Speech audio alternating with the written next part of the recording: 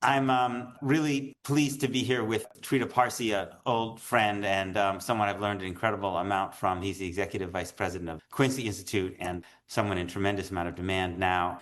Trita, I guess I'll just start by asking you, why did Trump do this?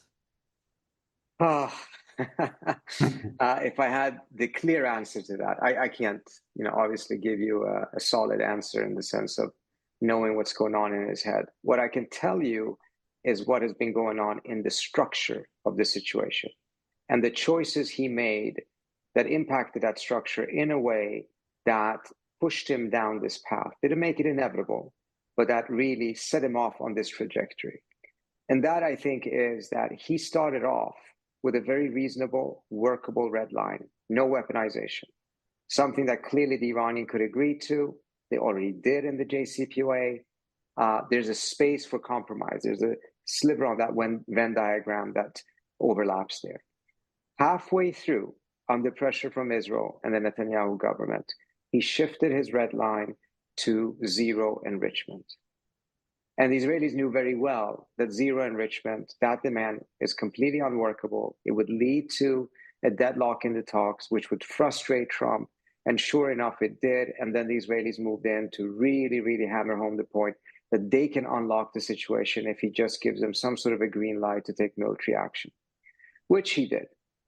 And the Israelis also knew very well that the Israelis could not take out the nuclear program alone. So as a result, they would have to come back and ask for Trump to step in. And by that time, they calculated that he would be so deep into the issue that it would be increasingly difficult for him to say no. And in that sense, I think this is where the cleverness of their strategy comes in, which is they're not asking for everything at once. They're asking for small things that just sets off Trump in a direction that makes it more and more difficult for him to change the trajectory. And that's why I think we're here. Now, throughout all of this, Trump could have said no. He could have gone in a different direction. He does have agency. In fact, he has more agency than previous presidents, in my view. He has shown himself capable of saying no to the Israelis. What he has not shown himself to be that impressive in is to say no to the Israelis in a sustainable way, meaning that he actually says no and he sticks to it. Even when it comes to the ceasefire, for instance, it's much thanks to Trump that there was a ceasefire because of the pressure that they put on Netanyahu prior to taking office. Ceasefire in Gaza. Ceasefire in Gaza. But instead of sustaining that pressure and making sure that we got to phase 2 and phase 3, they essentially just kind of dropped it. And even though Witkoff about a week, 2 weeks before was really convinced that there would be a phase 2, but he was uncertain about phase 3, we didn't even get to phase 2. Because if you want to succeed there, you have to just sustain that pressure. And they've not shown the capability or determination to do that. And neither did Trump in this specific scenario. So after relentless pressure, from what I'm hearing from people inside the government, relentless pressure from the Israelis, he kept on caving in. But the key thing, the original sin in my view, is to shift the diplomatic strategy from one that was workable to one that was designed to fail.